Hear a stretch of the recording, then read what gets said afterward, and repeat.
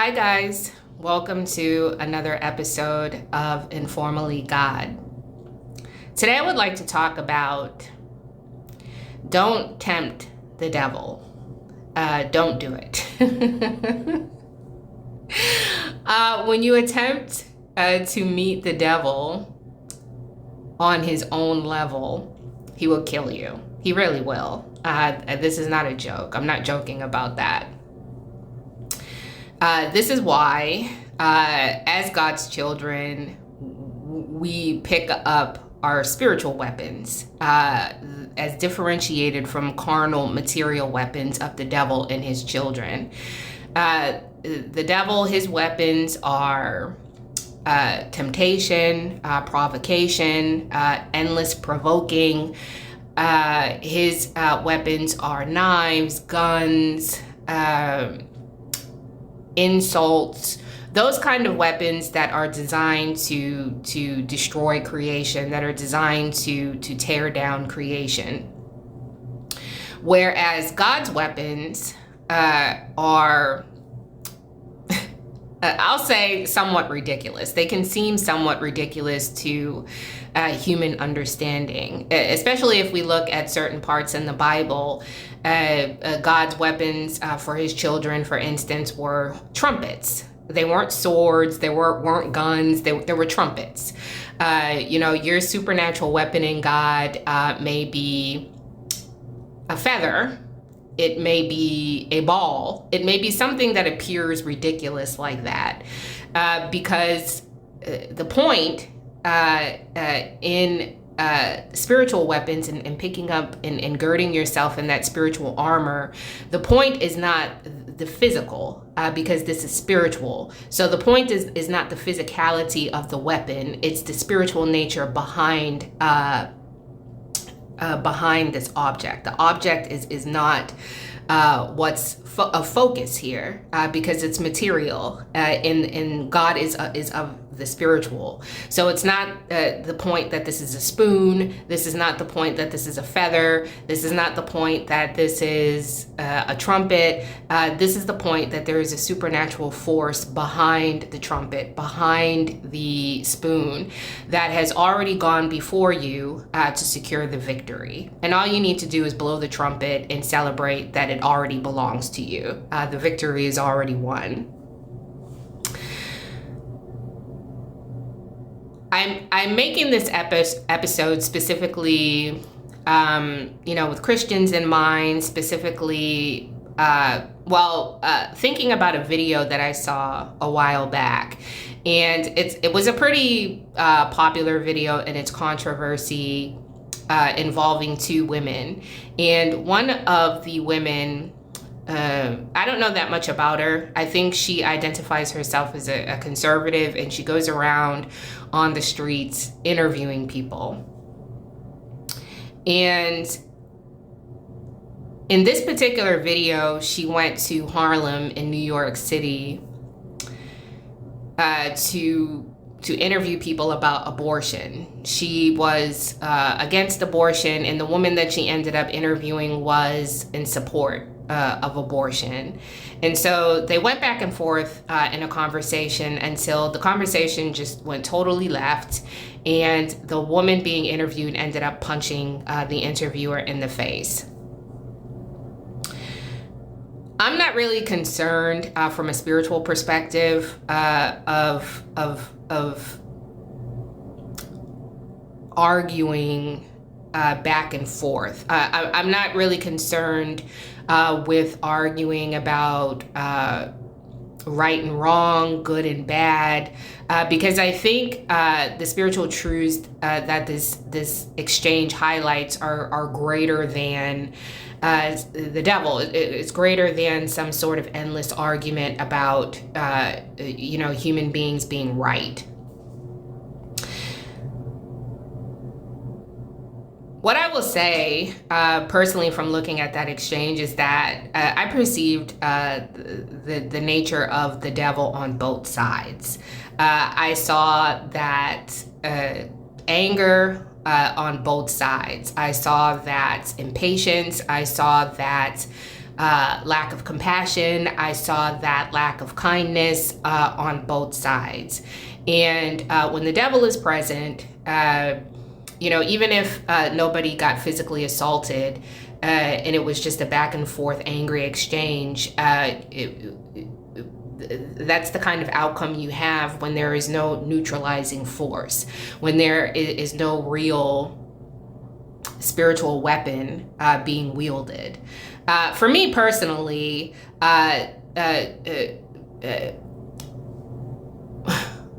abortion is not, killing creation is not an arguable point, right? We start from that basis. I'm not arguing with you about whether it's right or wrong or good and bad. It's just simply not permissible in God's kingdom.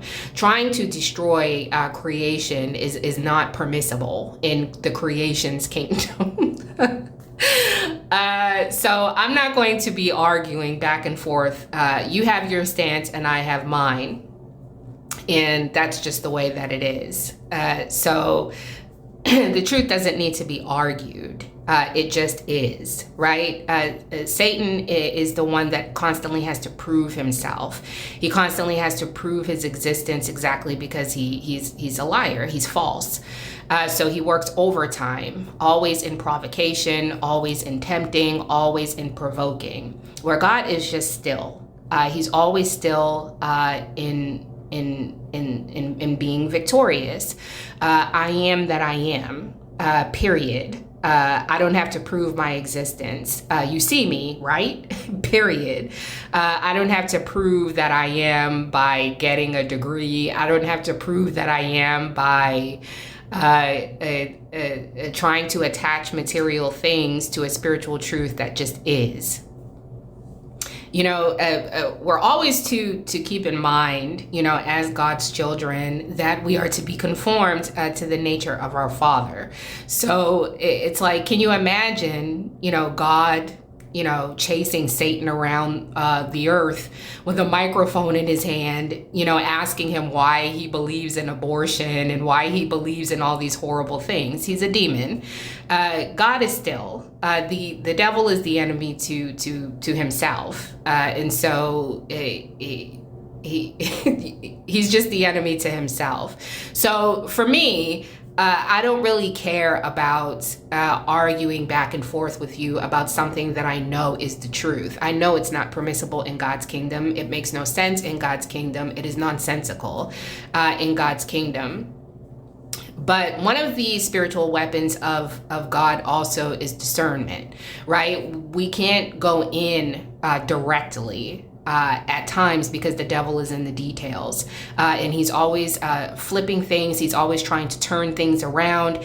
And so the discernment of God requires sometimes like knowing how to kind of dance around the perimeter. So I'm not really concerned about arguing with you about the truth. I know what it is. So I'm not good. My mind is not going to change about this. But we can't have a conversation, sort of dancing around the perimeter of how you arrived at this point, how I arrived at this point, how I arrived at this conclusion, the kind of things that happened to you in your life, that allowed you to arrive at this conclusion.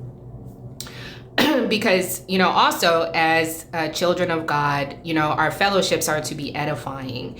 And it does say specifically in the Bible, I'm not sure where in the exact wording, but it does talk about how we are not to provoke others to anger. We are not to provoke others to anger because that is the realm of the devil. He is the provocateur. He's the one, that's constantly bombarding you with thoughts and ideas that are designed to provoke you, that are designed to get you up out of that stillness of your Father and destroy yourself and others. The devil is always knocking, trying to get you to say yes to him. And as soon as you say yes to the anger,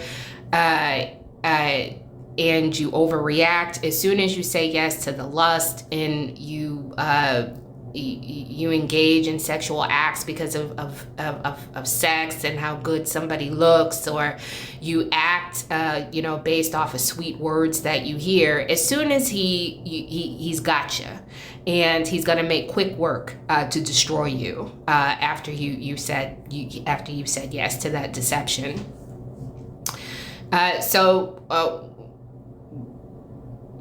We're not to provoke as God's children. It's kind of like, let's say I worked in an office and I worked with this guy, one of my coworkers. His name is Bill, and I see Bill, and I've seen Bill for a while stealing from other coworkers. From, let's say another coworker, her name is Linda. And I've seen the office go in an uproar because of this kind of invisible thief. Nobody knows who it is, but I've seen Bill stealing. And on this particular day, I see Bill steal a stapler from Linda's desk. And I say, you know what? I'm going to record Bill. I'm going to video record him. And I video record Bill stealing Linda's stapler. And I say, I'm going to confront Bill about this. I'm going to confront Bill. I've got my evidence now lined up in a row. I've got my material evidence lined up, and I've got him, right? I've got him. Logic is on my side. The argument is on my side. I've got you, Bill, right? Not knowing that we have entered into the dangerous territory of the demon as well. So we approach Bill. I approach Bill and I say, hey, Bill, I know that you're the one that's stealing in this office. And Bill says, oh, yeah? Well, I kind of think that you're the one that's stealing in this office. And as a matter of fact, I think you're just a real problem around here. Everybody talks about you and how horrible you are. And I really think it's you. I really think you're the problem here. And because, you haven't been still enough to understand what's going on, you get that kind of gut punch, right? It's like you get punched in the chest and it knocks you off your square, right? You become flustered, and you're like, what? Like, what? But me? I'm what? No, I'm not. You're the effing thief. And because you haven't been still, you're ignoring this kind of flashing light, this flashing red light that's going off. And you whip out your phone and you say, that's you, right, Bill? That's you stealing. I video recorded you, and I caught you on camera stealing. And Bill looks at the video of him stealing, of himself stealing, and then he says, well, how about I just kill you? How about that? Because it's like, what do you think was going to happen? That's why I say I make this, specifically this episode specifically with Christians in mind, and also, with myself in mind once upon a time. It's one thing to say that this is a spiritual battle, and it's another thing to understand this.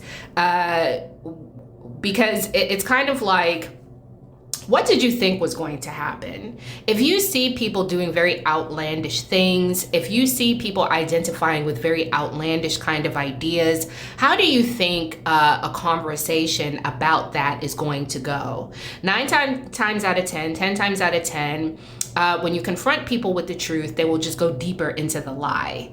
And if you're still, and you really are dedicated to being conformed to that stillness of your Father, you will see that as having happened to yourself. I saw that happen to me.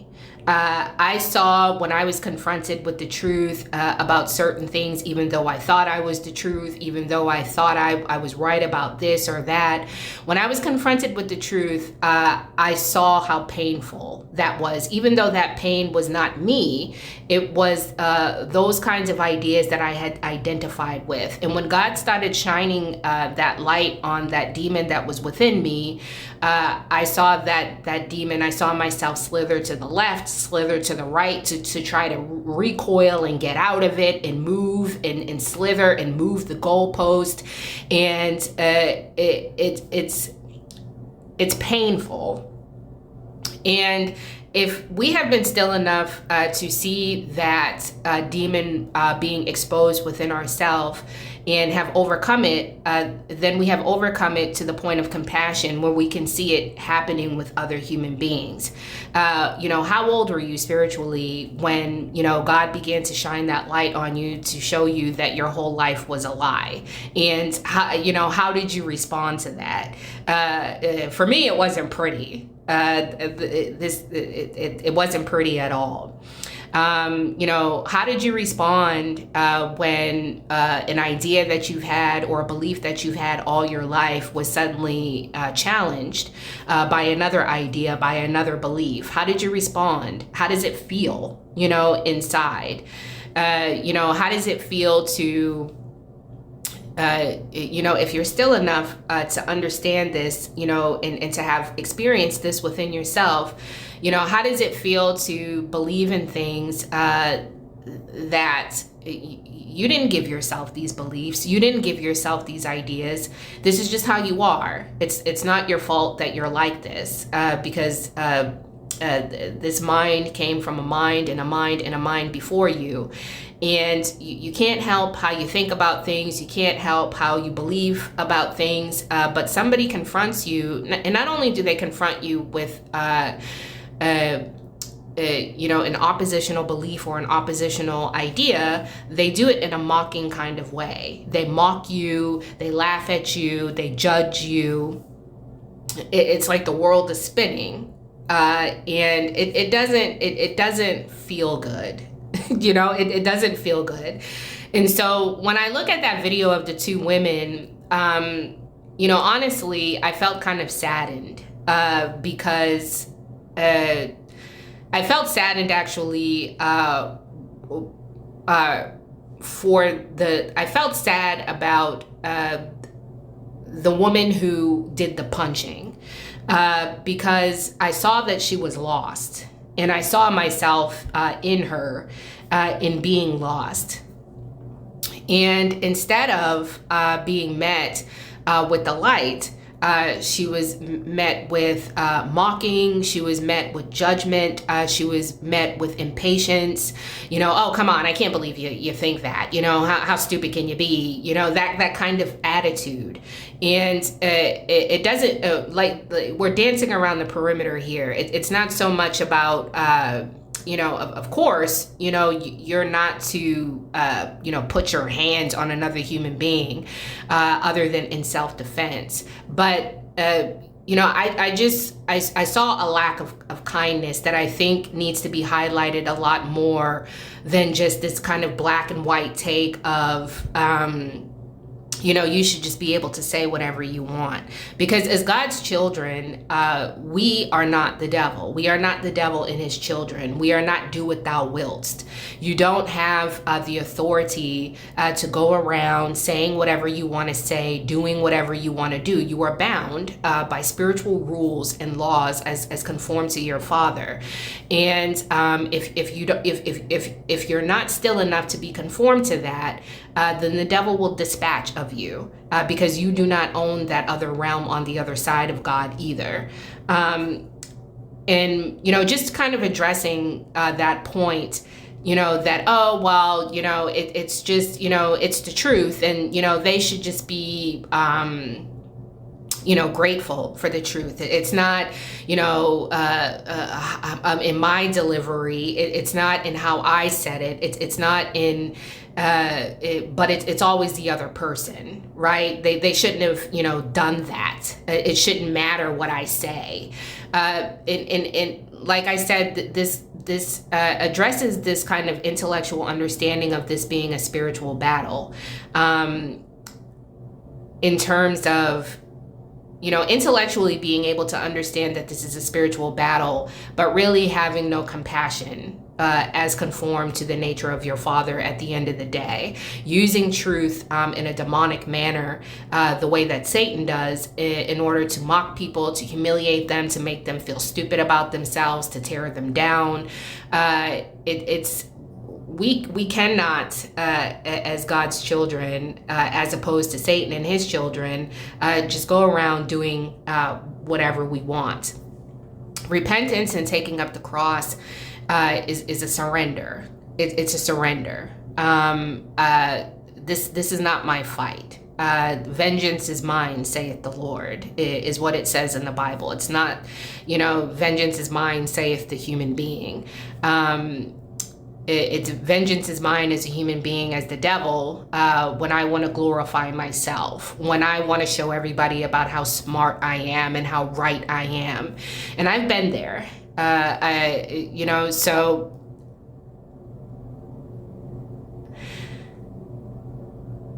yeah, don't tempt the devil. Like I said, we're not, this is not the nature of our Father. Imagine mistakes that you make, and you come to God, and he says, what are you, stupid? How could you do something so stupid? How stupid can you be? Imagine, God, reacting in this kind of manner, and, saying, well, I bet you wish you were as smart as me, and then you wouldn't have had to do this dumb thing that you did. I can't believe how stupid you are. I can't believe, no. God is of no resistance, meaning that God doesn't take your neck and smash it into your own crap, right? The devil does that. The devil is of force. He tries to force himself onto you. He tries to force his ideas onto you. He tries to force his beliefs onto you. It's painful. It's angry. God is of no resistance. The light is always there for you to grasp if you want it, but it's not going to be forced upon you. And we are to be conformed to that nature of our Father. One of our spiritual weapons is the discernment of our Father, meaning that it's not always going to be appropriate to say this. It's not always going to be appropriate to open your mouth and say that, even if you know the truth. The discernment of your Father is constantly, pivoting you to behave as according to that discernment, but always in according to that nature of your Father that never moves. The situation is always changing, and therefore there's discernment. It's not always going to be a good idea to feed the homeless. It's not always going to be a good idea, to make up your own rules as this human being, like you're reading off of a script, and, in this kind of robotic fashion, because, that person may have a knife, on this occasion. This person may want to rob you on this occasion. It's not your truth, as according to, this false knowledge, of a human being that comes from the devil. It's a constant pivoting, and it's I've had instances where I've said certain things, and then I've clapped my mouth, my hand over my mouth, because I can't believe I said what I said. It's almost like it came from somewhere else. Right on time, the perfect thing to say, not of my own accord, right? Because if it was up to me, I would have cussed you out, or, I would have, said it in a nasty kind of spirit, or with an angry kind of spirit. Before I wrap up this episode, I want to share a story. It's a personal story that happened to me a couple years ago, and it was a violent encounter that I had with another human being. And this particular violent encounter, for all intents and purposes, it was the fault of the person being violent. It was not okay for that person to respond in that kind of manner. But I also want to address the other side, which is I'm not a victim, and I don't want to be victimized. It was a violent encounter, and what I also want to address is this kind of gradation of evil that people seem to have, because this is the lesson, one of the many lessons that I learned from this particular incident as well. Since this person's, response was so over the top, the devil then came to me and then tried to give me an out, right? Oh, well, I didn't act as crazy as that person, so I'm right, right? Like, I only did this. And what I did, in terms of going back and forth with the person, in terms of engaging and meeting that devil on his own level, back talking and a smart mouth. And, the devil came to me, in this kind of way and said, well, since your behavior wasn't as so egregious as this other person's, then this gives you more rightness, right? You have no, right to do that to me. So therefore I am right and I'm the victim, which then totally dismisses your part in the interaction. So I had this violent encounter with this human being, and I went away from this human being. And during the day, because this happened like sometime in the morning, during the day I was fine. Like I felt at peace. Like I didn't feel bad or anything like that. I felt at peace. But then when the night came, I became very grieved. I was carrying on like I've probably never carried on in my life before. I was crying. I was crying so bad that my eyes were totally puffy. There was snot running all down my face. I was carrying on. And in the middle of carrying on like this, God passed over me. And when he passed over me, he caused me to see not the rightness of myself, but the wrongness of myself. Not how this person had behaved horribly toward me, but how I had behaved horribly towards this person. And mid-cry, it's like a record scratched, right? And it's like, wait, what? No. Here we go with these crap revelations, coming at the worst possible times. Don't you see me crying down here? Like I'm the victim. I'm the one that what are you doing? Like I'm looking up at the ceiling at my father, like what? This is horrible. And it almost made me want to go into another crying fit, right? Because, my pity party has been totally disrupted, and it's been disrupted in the worst kind of way. I'm wrong, right? I'm wrong. I can't believe this. And after God passed over me and caused me, it's like these kind of flashbacks that I had of myself, yelling, of engaging.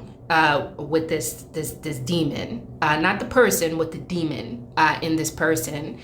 And I started crying even worse than the way that I was crying before when it was all about me. And it was a sort of compassion that I had never had, in my life, and that I would never be able to have on my own without the assistance of my father. And I saw myself as unkind. I saw myself as acting in a manner that was not conformed to my father. I saw myself being faced with a demon, a very horrible demon, but I saw the way in which I behaved toward that demon that was not becoming of God, that was not becoming of the power and the knowing of the power of my father. I saw myself provoke this demon and make that demon go even further into that suffering that they already were in. And like I said, it caused me, I started crying like even worse than before.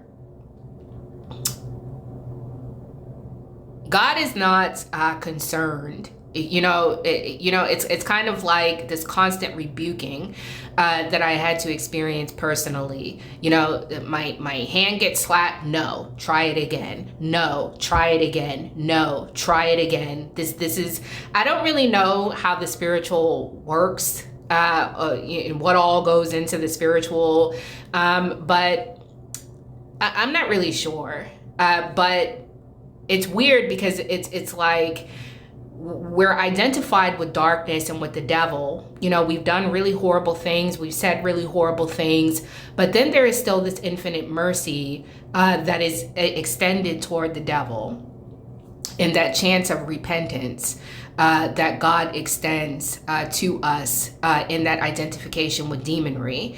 And we have the opportunity to be reborn again. We have the opportunity to be repented of that demon. It's almost like the demon can repent. It's like, the demon has the opportunity to repent. That demon in us has repented, has seen the light. And, we ruin those chances and those opportunities for being an example, to other people when we, forget about the nature of our Father, when we forget about that stillness, and, we go right into engagement.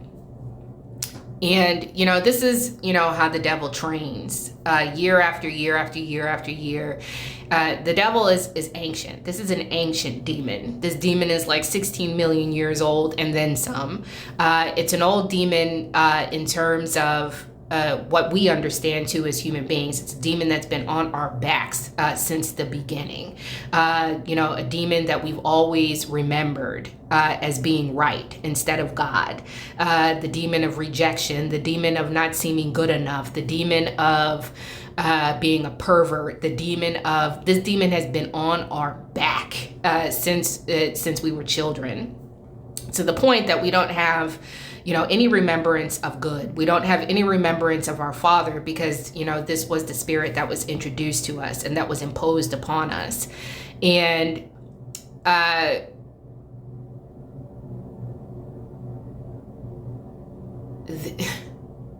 there's that opportunity, like I said before, for repentance. And when we are met with that demon, it kind of, it shuts us down, and we go right back into that demonic mode that we are trying to come out of. And I think those were the some of the main points that I wanted to make in this episode about tempting the devil. You have to really have an understanding about the adversary that you're up against, and it's like we're in a constant state of shock. Just when we thought we couldn't get any more shocked, it's like the devil does something even more shocking. And it's like, that's the nature of the devil. But if you're constantly overreacting, if you're constantly taking a side, if you're constantly making your own rules for what is right and wrong and what's good or bad, you lose that discernment. And you're in that, that never-ending battle, right? You're going endlessly back and forth. That argument goes away, and the devil creates another argument, and you find yourself arguing all over again. It's this constant back and forth, back and forth, back and forth. God doesn't debate with the devil. I am that I am, period. There is no evidence needed for that. You're the one that's working yourself into a frenzy to prove something, to prove who you are. And now, because you're working so hard, you need a whole lot of drugs, you need 10 glasses of wine, you're all screwed up, trying to prove a lie, right? Trying to prove something that's not true. The devil does not care about anything. Just as the depths of God knows no bounds, so too, does the darkness of the devil know no bounds. You don't, decide to change course and redraw your own lines of rules here. Oh, well, you shouldn't have gone that far. You should, once that tube of toothpaste has been opened, you're not going to put it back into it, right? This is not our battle. The devil will kill you. And that's what he's trying to do in provocation, in constant provocation. He's the provocateur. He doesn't care, about your 3-year-old toddler. He'll kill your toddler. He doesn't care. He doesn't care. This is a demon. What did you expect was going to be the response when you were approaching a demon? A rational conversation? The devil is not rational. The devil is irrational. The devil has a dumb anger that doesn't see. And think about your own self when you were on a warpath, when you had certain ideas, when you had certain beliefs that you were identified with. It's insanity. It makes no sense. And the only way that you're going to be able to win is when you are in accordance with that sovereign spirit that is victorious over the devil. It's not going to be on your own and of your own accord. The devil will kill you. Don't tempt the devil. You're not going to win. You're not in your position, as a child of God, arguing back and forth, yelling back and forth, trying to prove something, trying to prove a point, trying to prove how right you are, how wrong the other person is. That's not how, that's that stupid black and white game the devil tries to play. It gets you full of your own self, of your own pride, of your own ego, so, that you constantly need more of that. You need more of that kind of high, that good feeling. So the devil will destroy you.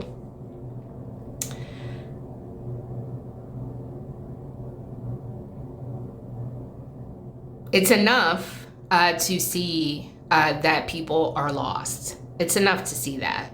It's enough to see that, this woman in this video exchange was on the wrong side of right. It's enough to just see it. God will handle the rest. But you need to be where you need to be in position of stillness in order to receive that discernment, in order to receive that message. Otherwise, you will just take it upon yourself to reach out and to, really just screw everything up all over again. And on that note, I will talk to you guys in another episode of Informally God soon. Thanks for listening. Bye-bye.